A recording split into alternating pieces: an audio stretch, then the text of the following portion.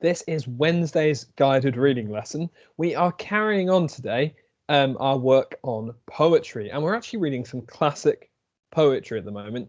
The poem we're reading today was written, like the tiger, over 100 years ago.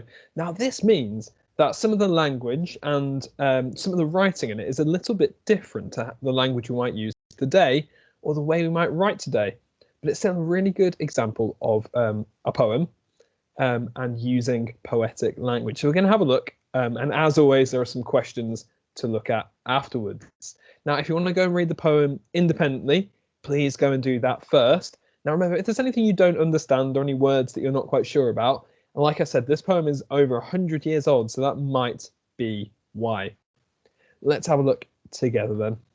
The poem is called The Blind Men and the Elephant, and it's about a group of 6 blind men that sort of investigate an elephant, and they make some mistakes because, of course, they can't see. They're blind.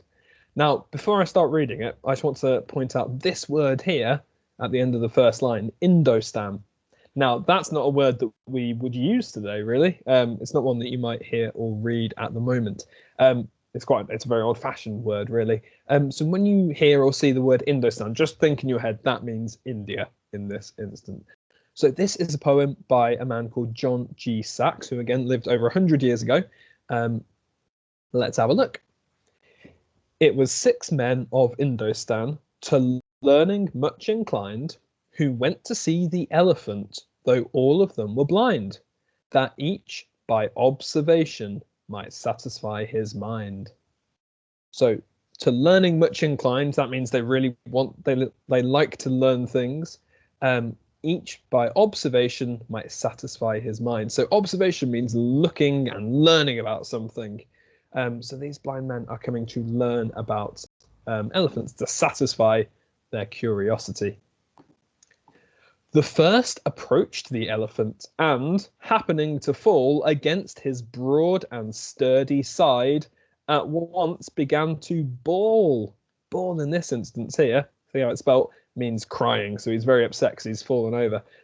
God bless me, but the elephant is very like a wall. So remember, he can't see, so they can't see the elephant. So the first man has fallen against the broad and sturdy side of the elephant. He feels it and he thinks, oh, it's very like a wall.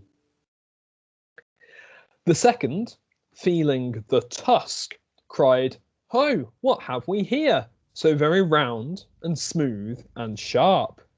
To me, it is mighty clear, this wonder of an elephant is very like a spear. So the first man felt the side and thought it was like a wall. The second man feels the tusk and he thinks, well, the elephant must be like a spear. The third approached the animal and, happening to take the squirming trunk with his hands, thus boldly up and spake. I see, said he, the elephant is very like a snake. The fourth reached out his eager hand and felt about the knee.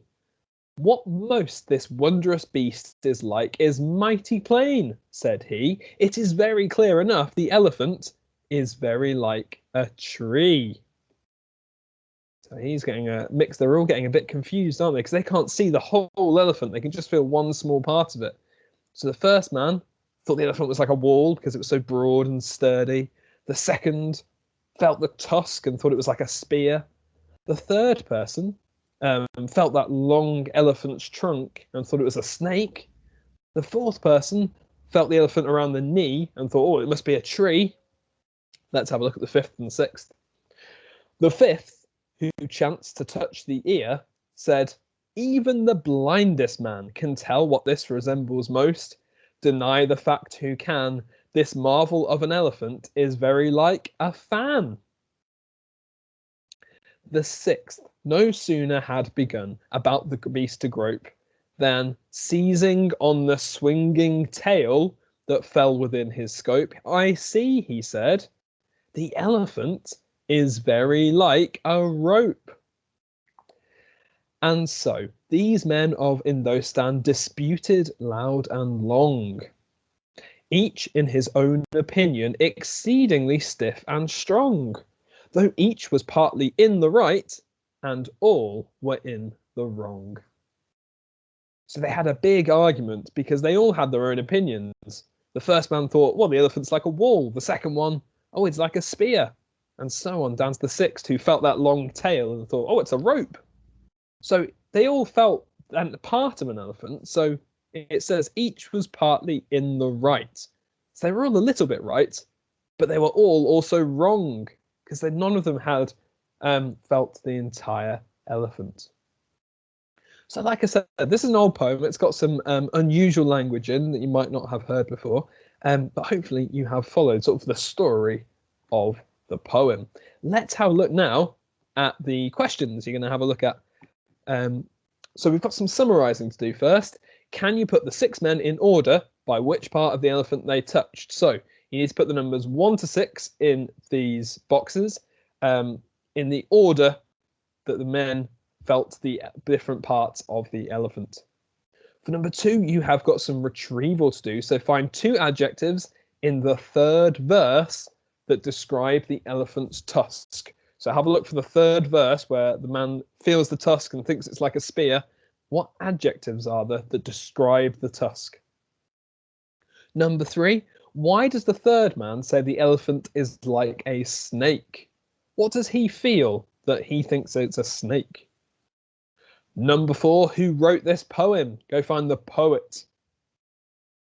And number 5, we've just talked about this a little bit. In the final verse, it says, and so these men of Indostan disputed loud and long.